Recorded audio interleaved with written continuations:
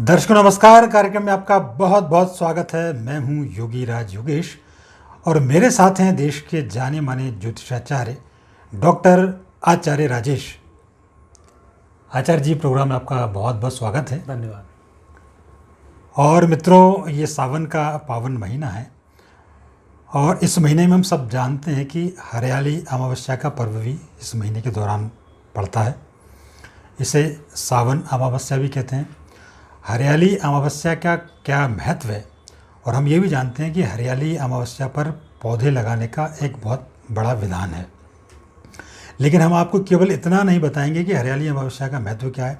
आज ये प्रोग्राम हमने ख़ास उन चीज़ों के लिए बनाया है जो आपके लिए बहुत अनोखी और नई हैं। हरियाली अमावस्या के दिन हम वो 9 ऐसे रहस्यमयी और अद्भुत पौधे के बारे में आपको जानकारी देंगे जिनको लगाने से आप अपने जीवन में आने वाली कई कठिनाइयों का चुनौतीपूर्वक सामना कर सकेंगे और जीवन में आने वाली कठिनाइयों से निपट सकेंगे और सफल जीवन की ओर आगे बढ़ सकेंगे। जैसे नवग्रह के बारे में हम जानते हैं, वैसे ही हर ग्रह का एक पौधा है और इस ग्रह के अनुसार पौधा लगाने से आपको उस ग्रह के अनिष्टकारी प्रभावों से बचाया जा सकता है। तो वे कौन से ग्रह हैं और उनका पौधा कौन सा है, और अमावस्या पर उनको कैसे लगाएं या पूरे सावन में उनको कैसे लगाएं, इसके बारे में विस्तार से चर्चा करेंगे। और चर्चा के लिए हमारे साथ हैं आचार्य राजेश जी। जैसे मैंने आपके शुरू में ही इंट्रोडक्शन में आपको बताया, तो बिना विलंब किए मैं सीधे आचार्य जी के पास चलूँगा। और आचार्य जी, हम सबसे पहले आपसे यही जानेंगे, चूँकि ये सावन का महीना तो हम सब जानते हैं, एक तो ये आप ये बताइए, चूँकि हरियाली अमावस्या का पर्व हर साल आता है, लोग मनाते हैं और फिर वो निकल जाते हैं, लेकिन इस अमावस्या का इम्पोर्टेंस क्या होता है? पहले तो आप इसी के बारे में थोड़ा सा बताएं तो लोगों को ज़्यादा अच्छे से उसके बारे में पता पड़ेगा, तो कुछ उपाय कर सकेंगे। देखिए योगीराज जी, ये एक प्रश्न बहुत गंभीर और बहुत बड़ा आपने पूछा है कि हरियाली अमावस्या का क्या महत्व है। जब हम किसी दूसरे ग्रह पर जाते हैं तो हम दूसरे ग्रह पर क्या देखते हैं? जब भी कोई वैज्ञानिक किसी दूसरे ग्रह पर जाता है तो सबसे पहले वहाँ पर काई देखता है, जो काई जमी होती है ग्रीन, ये देखता है। कारण क्या है? यदि किसी ग्रह पर काई उसको मिलती है तो ये अंदाज़ा लगाया जा सकता है कि इस ग्रह पर कभी जीवन था या भविष्य में इस ग्रह पर कभी जीवन होगा। ये हमारा साइंस आज प्रूफ कर चुका है। और वैसे तो हमारे वेदों में यदि बात करें तो वो तो आज से 8-9 हज़ार साल वर्ष ही प्रूफ्ड है कि मनुष्य की उत्पत्ति सिर्फ काई से या एक छोटे से अणु के माध्यम से हुई। जैसे आपने टीवी देखा होगा, टीवी पे जो चित्र बनते हैं, आपको चित्र दिखाई देते हैं, चित्र बहुत सारे दिखते हैं, लेकिन इनकी उत्पत्ति सिर्फ एक डॉट से होती है। वो डॉट इतनी तेज़ी से घूमता है कि इतने सारे चित्र बना देता है। उसी प्रकार से जो मनुष्य की उत्पत्ति होती है वो एक सूक्ष्म जीवाणु के माध्यम से होती है। उससे फिर काई बनी, काई से फिर और अंदर शैवाल बने, शैवाल में फिर बिजली गिरी, बिजली गिरने से शैवालों में आँख उत्पन्न हुई। फिर उन्होंने, किसी ने मेंढक का रूप लिया, किसी ने मछली का रूप लिया, किसी ने कछुए का रूप लिया, रेप्टाइल होते होते वो धीमे धीमे प्रकृति करते करते आज जिसको जहाँ जैसी सुविधा मिली वो उसका आकार वैसा होता चला गया। और आज हम मनुष्य के रूप में हैं, वृक्ष के रूप में, कुत्ते के रूप में हैं, मछली के रूप में हैं, लेकिन हम सबकी जो उत्पत्ति है उसी एक छोटे से अंश से है। जब उसको बराबर विज्ञान का अध्ययन करेंगे तब आपको ये मालूम पड़ेगा कि हम लोगों की उत्पत्ति कैसे हुई है। तो उस उत्पत्ति के रहस्य को यदि हम देखते हैं तो इस रहस्य में प्रकृति की जब बात करते हैं तो प्रकृति में फिर वृक्षों की बात आती है। क्योंकि हम प्रथम रूप से जब काई बने तो वृक्ष का एक मूल स्वरूप था काई बनना। तो इसीलिए हम 9 ग्रहों को, हर ग्रह का पृथ्वी पर असर होता है, उस ग्रह की किरणें आती हैं, उस ग्रह से नई नई चीज़ें बनती हैं। जैसे पृथ्वी पर बिजली गिरती है, यदि हम बिजली के उस समय को देखें कि जब हम एक शैवाल के रूप में भी नहीं थे, जब उनकी आँखें भी शैवाल में नहीं हुआ करती थी, छोटे छोटे जीव हुआ करते थे, उनकी उत्पत्ति और उनकी आँखें आना बिजली की चमक से ही उनको आँखें आई थी। और उसके बाद हम आँखों वाले हुए, ध्वनि सुनाई दी तो कानों वाले हुए। तो उस प्रकार से हम जो 5 ज्ञानेंद्रिय एक एक करके हमारी ज्ञानेंद्रिय उत्पन्न हुई। उस चीज़ को यदि हम, या उस अध्ययन को हम सूक्ष्म रूप से अध्ययन करेंगे तो फिर हमें मालूम पड़ जाएगा कि वृक्षों का हमारे जीवन में कितना महत्व है। और वृक्ष हमारे शरीर पर कैसे काम करते हैं। अभी तो लोगों ने इतना भर अंदाज लगाया कि वृक्षों में जान होती है। जगदीश चंद्र जो बसु हुए हैं हमारे वैज्ञानिक, उन्होंने सबसे पहले ये बात बताई थी कि वृक्षों के अंदर भी जान होती है। जब वृक्ष के पास कुल्हाड़ी लेकर लाया जाए तो वृक्ष उस कुल्हाड़ी से बचाव करता है, ये उन्होंने प्रूव किया। तो इसका मतलब क्या हुआ कि वृक्ष के अंदर जान होती है और वृक्ष अपना बचाव भी करते हैं। आज वैज्ञानिक रिसर्च हैं, उनसे मालूम पड़ता है जब भी तूफान आता है तो वृक्ष आपस में बातें करते हैं और तूफान से रक्षा के आपस में सुझाव या बातें करते हैं। जब फ्री होते हैं, हवा अच्छी होती है, तब हंसते खिलखिलाते भी हैं। योग ध्यान में चले जाएं तो हर वृक्ष का एक अपना ओरा होता है। जैसे मनुष्य का अपना ओरा है, वैसे हर प्राणी का ओरा है, तो ऐसे ही हर वृक्ष का भी अपना ओरा होता है। तो जीवन की यदि हम किसी भी बात करने की बात करें तो उनके पास भी शब्दकोश होता है। ये अलग है कि मनुष्यों के पास शब्दकोश का एक भंडार है, तो इसलिए बहुत सारी बातें कर लेता है, हंस लेता है, लेकिन उनके पास शब्दकोश है परंतु सूक्ष्म है, कम शब्दकोश हैं। कुत्ते के पास अपना शब्दकोश है, 15-20 शब्द वो आपस में समझते हैं, उससे पूरा काम चला लेते हैं। पक्षियों के पास अपने शब्दकोश हैं, जो अब रिसर्च में आया 24 शब्दकोश पक्षियों के पास होते हैं, वो 24 में अपनी बातें चला लेते हैं। तो उन सब चीज़ों को यदि हम देखेंगे और उनका अध्ययन जब वृक्षों के माध्यम से करेंगे तो आपको ये मालूम पड़ेगा कि ये वृक्ष निर्जीव नहीं है, ये वृक्ष स्थिर नहीं है। इन वृक्ष के अंदर भी जान होती है, इन वृक्ष के अंदर भी आत्मा होती है, इन वृक्षों का भी जन्म होता है, इन वृक्षों की भी अपनी एक जीवन शैली होती है। इन वृक्षों से भी वृक्ष से वृक्ष बनने की इनमें प्रक्रिया होती है, जो अपने से एक से दूसरा बना लेते हैं। तो जो मनुष्य करता है वही सारे कार्य वृक्ष भी करता है। और हर मनुष्य का, हर ग्रह का एक अपना अलग वृक्ष होता है। और वैसे आप वृक्षों की वैरायटी देखें, जैसे जैसे मनुष्य बढ़ते हैं उतने ही वृक्ष हैं। आप यदि उसका अध्ययन करेंगे तो वहाँ आपको मालूम पड़ेगा। तो उस गहराई तक जाएंगे तो आपको मालूम पड़ जाएगा कि वृक्षों का कितना महत्व है। और इसी वृक्षों के महत्व का संबंध हरियाली अमावस्या से है। जैसे हम कई बार बात करते हैं पितृ तर्पण की, सर्वपितृ अमावस्या के दिन किसी भी प्रकार का तर्पण किया जाए तो वह तर्पण पूर्ण होता है। और नहीं तो यदि आपको पता है कौन कब शांत हुआ, उस तिथि पे हम कर सकते हैं। तो ऐसे यदि वृक्ष की आपको तिथि नहीं मालूम है, वृक्ष आपको लगाना चाहते हैं, तो हरियाली अमावस्या एक ऐसा दिन होता है कि जिस सोच के साथ हम वृक्ष को लगाते हैं, हमें वही वृक्ष उत्तम फल प्रदान करता है। गलत वृक्ष लगाने से भी नुकसान होता है, अच्छे वृक्ष लगाने से बहुत फ़ायदा होता है। हमारी मनोकामनाएं इन सब से पूरी होती है। तो इसलिए हरियाली अमावस्या का, सावन का वृक्ष लगाने के लिए बहुत महत्व है। आचार्य जी, आपने वृक्षों के बारे में बड़ा सूक्ष्म विश्लेषण किया और बड़ा वैज्ञानिक विश्लेषण किया है। आमतौर पर लोग केवल पौधरोपण और वृक्ष को वृक्ष कहकर, पेड़ कहकर और चल निकलते हैं, लेकिन जो आपने उसका जो मर्म बताया है कि ये एक लिविंग बॉडी है और ये ठीक इंसानों की तरह, जैसे आपने बताया, हंसते खिलखिलाते बात करते हैं, खिलते हैं, मुस्कुराते हैं। ये बहुत बड़ी बात है। इस चीज़ को महसूस करने वाले बस लोग होने चाहिए।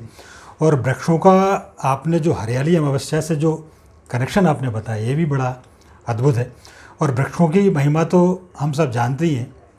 अभी ज़्यादा दिन नहीं हुए हम कोरोना से निपटे ही हैं, और कोरोना में ऑक्सीजन का क्या इम्पोर्टेंस था ये पूरी दुनिया को समझ में आ गया। और आपकी जानकारी के लिए, वैसे आप सब भी जानते हैं कि एक स्वस्थ जो वृक्ष है वो प्रतिदिन पर डे 230 लीटर ऑक्सीजन छोड़ता है। तो आप अंदाज़ लगा सकते हैं कि एक पेड़ का कितना महत्व है। तो ये तो एक वैज्ञानिक महत्व है, और आचार्य जी ने तो उसका बड़ा गूढ़ रहस्य आपको बताया है। और सबसे अच्छी बात है कि अब चूँकि हरियाली अमावस्या नज़दीकी है, तो ये स्वर्णिम अवसर भी हमारे पास है। हमारे यहाँ तो वृक्ष का महत्व, और वृक्षों को हमारे यहाँ पूजा जाता है, देवतुल्य माना जाता है। तो वो पूजा आराधना का भी समय नज़दीक है, और आप अपने बिगड़े कामों को बना भी सकते हैं। अब जैसा कि मैंने जिक्र किया था आपसे चर्चा के पहले कि हम वो 9 अद्भुत और रहस्यमयी पौधों के बारे में आपको बताएंगे जिनके रोपण से आप जीवन में आने वाली कठिनाइयों से निजात पा सकते हैं। तो मैं सीधा बिना देरी किए आचार्य राजेश जी से यही पूछूंगा कि आचार्य जी, वे कौन से, जैसे चूँकि 9 ग्रहों के बारे में आप सब जानते हैं, तो उन 9 ग्रहों के वे कौन कौन से 9 पौधे हैं जिसके बारे में आप आज बताने वाले हैं? तो थोड़ा सा विस्तार से बताएंगे तो दर्शकों के लिए बड़ी महत्वपूर्ण जानकारी होगी। 9 ग्रहों के 9 पौधे तो विशेष में 1 मिनट में आपको बता देता हूँ। जैसे हम सूर्य की हम बात करते हैं, तो सूर्य के लिए भगवान शिव को जो सबसे प्रिय पौधा होता है, अकौए का पौधा होता है। अकौआ सूर्य को बहुत प्रिय होता है। कौवे के बहुत सारे जो गुण होते हैं वो सूर्य से संबंधित होते हैं। अर्क भी इसको बोला जाता है, बुधार, बुधादित्य, सूर्य अर्क, ये इसके कुछ अलग अलग एक नाम भी होते हैं। दूसरा चंद्र का वृक्ष होता है। चंद्र में आपने देखा होगा कि जब भी आप होली का महीना आता है तब पलाश टेसू फलने लग जाता है। और जो टेसू का फूल होता है ये चंद्र का होता है।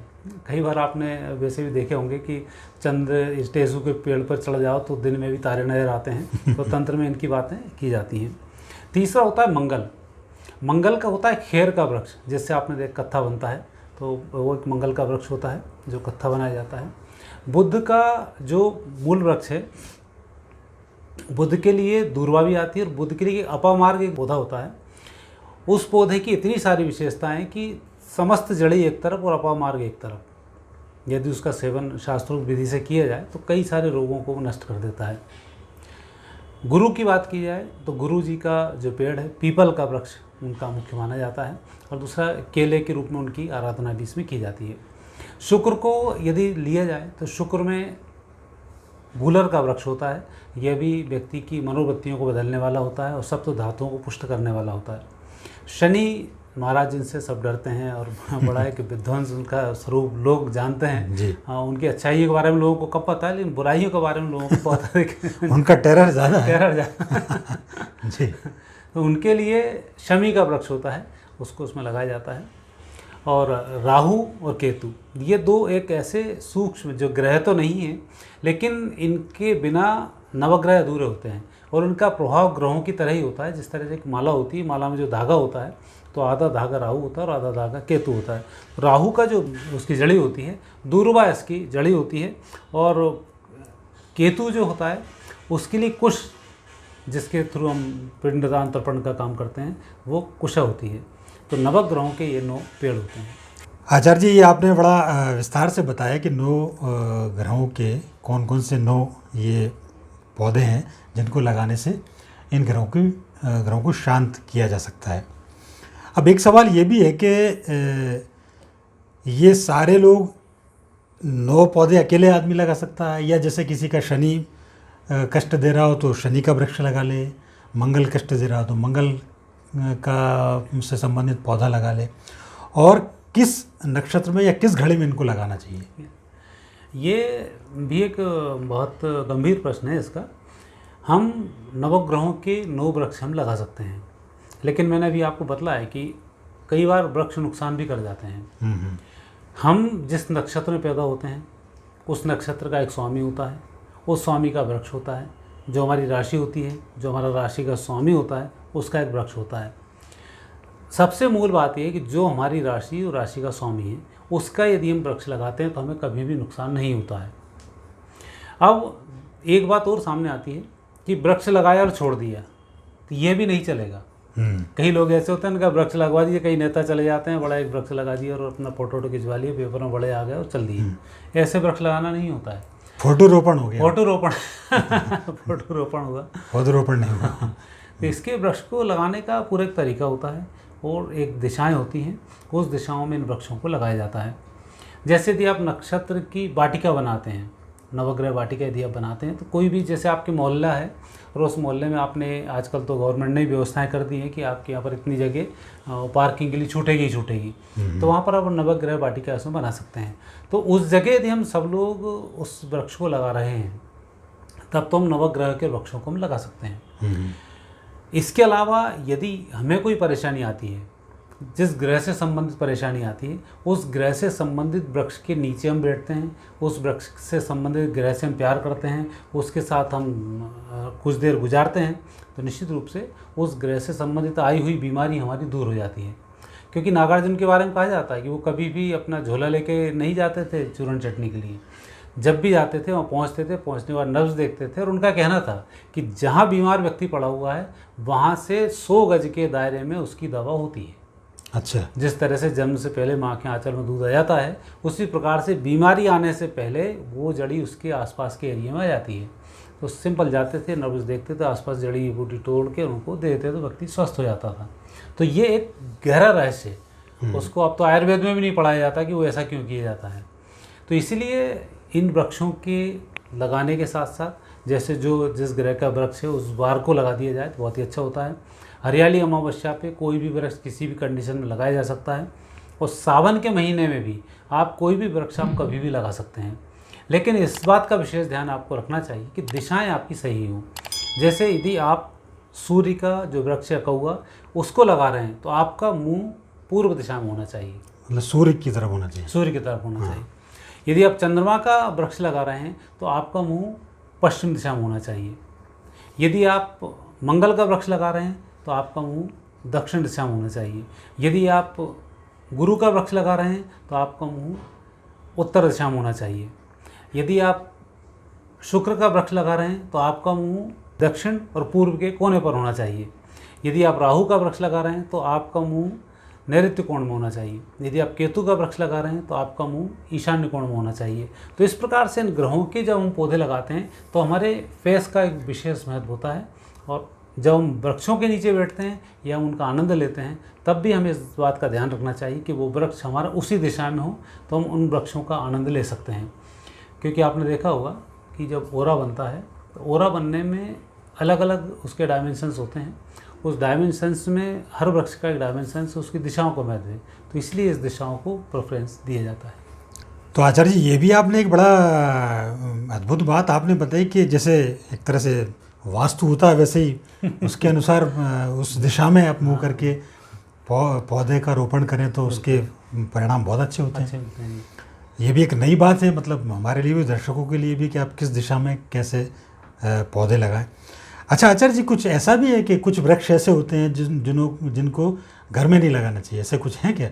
हाँ, ऐसे वृक्ष होते हैं। वृक्ष देखो हर जगह सत्व रज और तम पाया जाता है। तमस के जो वृक्ष हैं घर में नहीं लगाए जाते। अच्छा। जैसे तमस के वृक्षों में, हाँ, जैसे बेर हुआ, कांटेदार वृक्ष हुए, तापतुअर हुए, पर कांटेदार में छोटे जो ग्लोब वाले कैक्टस होते हैं दक्षिण दिशा के दोष को दूर करने के लिए लगाए जाते हैं, लेकिन वो बड़े नहीं होना चाहिए, उसके अंदर हो खाली गमले उसके अंदर, हाँ, तो उसमें लगाया जा सकता है। बड़े वृक्ष इसमें नहीं लगाए जाते। तो कांटे वाले वृक्ष, कांटे सही तो दूध वाले वृक्ष, इनको घर में लगाने का विधान नहीं होता है, इनको घर के बाहर लगाया जाता है। और घर के अंदर जो वृक्ष लगाए जाते हैं सौम्य वृक्ष होना चाहिए, फूलदार वृक्ष हों, खुशबू वाले फूलों के वृक्ष हों, तो घर में अच्छा काम करते हैं।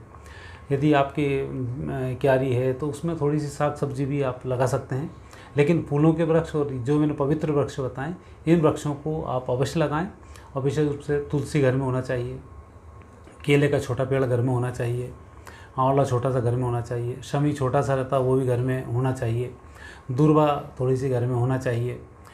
जो छोटे वृक्ष हैं जिनकी हाइट ज़्यादा नहीं वो वृक्ष आपके घर में होना चाहिए, और ये पूर्ण रूप से आपको सिद्धियाँ प्रदान करते हैं। और वैसे तो तुलसी, छोटा केला, शमी का वृक्ष, फूलदार वृक्ष, यदि यही हम लगाते हैं तब भी हमारा पूरा काम उसमें चल जाता है और मनोवांछित फलों की हमें प्राप्ति होती है। और इसीलिए सायंकाल इन पे दिया भी लगाया जाता है। एक चीज़ और आचार्य जी मैं आपसे जानना चाहूँगा कि पौधे तो लगा दिए, लेकिन कई ऐसे बड़े पवित्र पौधे माने गए, तो उसमें कुछ सावधानियां भी विशेष रखना चाहिए कि कई बार लोग होते हैं कि कुछ भी उनके ऊपर डाल दिया या वो जैसे उनका पवित्रता जो है वो भंग हो जाती है, तो ऐसी कुछ सावधानियां भी कुछ रखनी चाहिए क्या? देखो, जैसे मनुष्यों का लक्षण होता है वैसे पेड़ पौधों का भी लक्षण होता है। आपने देखा तुलसी पर यदि आप गलत कुछ चढ़ा दोगे तुलसी सूख जाएगी जी, नजर आ जाती है वो तुलसी। तो ऐसे हर वृक्ष का अपना केले खान-पान का होता है। हाँ, केले पे यदि आप कुछ लगाओगे तो केला सूखेगा तो नहीं, लेकिन केला उत्तम फल देना बंद कर देगा। उत्तम फल मीन्स उससे जो वाइब्रेशन मिलते हैं वो आपको मिलना बंद हो जाएंगे। अच्छा। तो जैसा मनुष्य चाहे शूद्र हो, चाहे क्षत्रिय हो, चाहे ब्राह्मण हो, चाहे वैश्य हो, सम्मान की एक उम्मीद रखता है, वैसा हर वृक्ष व्यक्ति से उम्मीद रखता है। आप अपनी क्यारी में जाइए, आप खुद पानी डालिए, थोड़ा सा फूल पौधों को सहलाइए, आप देखेंगे आपके यहाँ बहुत अच्छे फूल बनना शुरू होंगे। आपने देखा होगा अच्छा संगीत सुनाने से पेड़ पौधे में संगीत के माध्यम से अच्छा रस आता है। तो इस बात का विशेश ध्यान हमें नहीं, अब तो कई रिसर्च ऐसी भी हुई कि उनकी जो पत्तों की आवाज़ जब ट्यून की गई तो उसमें अद्भुत संगीत की तरंग निकली। हाँ बिल्कुल। तो और आप ये भी हैं, जैसे बच्चे को हम धीमे धीमे हिंदी बोलना सिखा देते हैं, ऐसे हम वृक्षों से यदि बात करना शुरू करें तो वृक्ष की वोकैबुलरी भी बढ़ जाती है और वो भी आपकी भाषा समझने लग जाता है। जैसे कुत्ता भौं भौं जरूर करता है, लेकिन अड़ जा उड़ जा बैठ जा टॉमी ये करते तो वो आने लग जाता है, तो आपकी भाषा समझने लग जाता है, तो उसकी एक्स्ट्रा उसकी वोकैबुलरी है जो उसके लिए बढ़ जाती है। तो ऐसा पौधों में भी बढ़ाई जा सकती है। तो उन सब चीज़ों से इसका ध्यान रखना चाहिए, और जो भी पौधा है आप उसको साफ सोच से ही जल चढ़ाएं और प्रेम से जाकर चढ़ाएं, खुश होकर चढ़ाएं, तो वो भी खुश होता है। और जब दोनों खुश होते हैं तो दोनों का जो ऑरा मिलता है तो आपके अंदर एक आत्मीय शक्ति की प्राप्ति होती है, और पेड़ लगाने का मूल जो उद्देश्य होता है वो भी फलित होता है। तो इसकी ध्यान रखना चाहिए। नहीं, और बिल्कुल एक पॉजिटिव एटमॉस्फेयर का निर्माण भी करते हैं। और ये तो आपने बहुत अच्छी बात बताई कि यदि आप उनसे बातचीत करना भी शुरू कर दें तो वो आपको ऐसा रिस्पॉन्स भी मिलता है। और ये बात सही है कि पौधों का इतना इम्पोर्टेंट आपने बताया। एक बात बस चलते चलते हो रही पूछूंगा आपसे कि जैसे कि आप जिक्र कर रहे थे, आपने उन ऋषि का जिक्र किया था कि वो नब्ज देखते थे और बताते थे कि 100 मीटर के दायरे में आसपास वो जड़ी होगी, वो वृक्ष होगा। लेकिन अब चूंकि वृक्षों की जगह तो ये सीमेंट और कंक्रीट के जंगल खड़े हो गए हैं, तो ऐसे में क्या कहेंगे? ऐसे में मतलब आप वृक्षों की महत्ता और ज़्यादा बढ़ जाती है? वृक्षों की महत्ता तो हमेशा से रही है, और अच्छा ये एक बात है कि अब तो सरकार ने भी चूँकि आसपास क्यारी लगाने का वो बोल दिया है, आप पास खाली जगह पड़ी वहाँ आप गार्डनिंग कर सकते हैं, कंस्ट्रक्शन नहीं कर सकते हैं, तो ये उन्होंने बोला है। तो ये जो जड़ी बूटी होती हैं अपने आप ही उत्पन्न हो जाती हैं, क्योंकि चंद्र से आती हैं, पक्षियों के माध्यम से आती हैं, सूर्य की किरणों के माध्यम से आती हैं, तितली और इनके माध्यम से इनके पराग गिरते हैं, उगी आती हैं। तो आज भी है, यदि आप बीमार पड़ते हैं तो आपसे संबंधित जड़ी वहाँ पर होती है। वो जड़ी यदि नहीं खा पाते हैं तो उससे संबंधित दवाएं आप आयुर्वेद में ले सकते हैं और निश्चित रूप से लाभान्वित हो सकते हैं। तो आचार्य जी, आपने बहुत सूक्ष्म और बड़ी गंभीर जानकारी वृक्षों से संबंधित आपने हमारे दर्शकों को बताई। और एक बात ज़रूर आपने बहुत अच्छी की कि पौधे केवल लगा के मत छोड़ दीजिए, आप उनको आप अपने बिल्कुल जैसे आप अपने पुत्रों को कैसे पालते हैं वैसे आप वृक्षों को पाल के देखें और फिर उनसे बात करें और उनको बढ़ता हुआ देखें और फिर देखें उसका आनंद और उसकी खुशी चौगुनी हो जाएगी। तो आचार्य जी, बहुत महत्वपूर्ण आपने गूढ़ रहस्य पौधों के बारे में हमारे दर्शकों को बताए। इसके लिए आपका बहुत बहुत धन्यवाद। और शुक्रिया उन तमाम दर्शकों का जो पूरे विश्व भर से हमारे साथ लगातार जुड़ते रहते हैं। ये वीडियो आपको पसंद आया हो तो लाइक करें, शेयर करें और हमारे चैनल को सब्सक्राइब करना ना भूलें। साथ ही बेल आइकॉन प्रेस करें ताकि हमारे नए वीडियो से संबंधित नोटिफिकेशंस आपको मिलते रहें। अगली बार फिर किसी नए विषय के साथ आपसे बातचीत होगी। तब तक के लिए आज्ञा दीजिए। नमस्कार।